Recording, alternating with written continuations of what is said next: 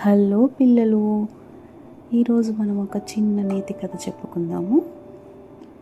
ఒక అడవిలో సింహం మరియు ఎలుక ఉండేవి.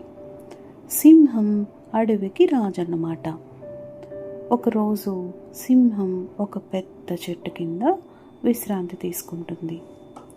ఈలోపు అటుగా వెళ్తున్న ఎలుక సింహాన్ని చూసుకోకుండా సింహంపై నుండి పరుగులు పెట్టింది.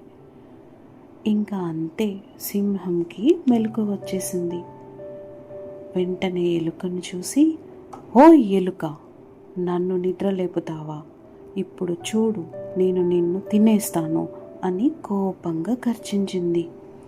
భయపడిపోయిన ఎలుక, ఓ సింహరాజా, దయచేసి నన్ను కాపాడు. నేను చేసింది తప్పే, నన్ను క్షమించు. నువ్వు నన్ను కాపాడితే నేను నీకు ఎప్పుడైనా మళ్ళీ సహాయం చేస్తాను అని చాలా బాధగా వేడుకుంది. సింహం అప్పుడు పెద్దగా నవ్వి, నువ్వు నాకు సహాయం చేస్తావా అని గట్టిగా అరిచింది. సరేలే, అంతగా బతిమలాడుతున్నావు కాబట్టి ఈసారికి నిన్ను వదిలేస్తున్నాను అని చెప్పి వదిలేసింది. ఒకరోజు సింహం వేటగాడి వలలో చిక్కుకుంది. దాని బలమంతా పెట్టి ప్రయత్నించిన వలలో నుంచి బయటికి రాలేకపోయింది.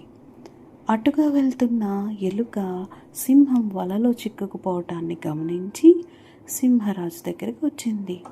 సింహరాజా, నాకు నువ్వు అప్పట్లో సహాయం చేశావు కదా, ఇప్పుడు చూడు, నేను నిన్ను ఈ వల నుండి బయటకు తీస్తాను అని చెప్పి తన పదునైన పళ్ళతో వలను గట్టిగా కొరకటం ప్రారంభించింది. అలా నెమ్మదిగా వలను కొరుకుతూ పూర్తిగా వల నుంచి సింహరాజుని బయటికి రావడానికి సహాయం చేసింది. అంతే, సింహరాజు బయటకు వచ్చేశాడు. సింహరాజు చాలా కృతజ్ఞతా భావంతో ఎలుకను అప్పటి నుంచి మంచి స్నేహితుడుగా చేసుకున్నాడు. ఈ కథలో నీతి ఏమిటంటే, ఎంత చిన్న సహాయమైనా మనకి ఒక్కొక్కసారి పెద్ద ఆపద నుంచి బయటపడేయవచ్చు. అందుకని మనకన్నా బలహీనంగా ఉన్న వాళ్ళని తక్కువ అంచనా వేయకూడదు. ఓకేనా పిల్లలు? మరి హాయిగా నిద్రపోండి.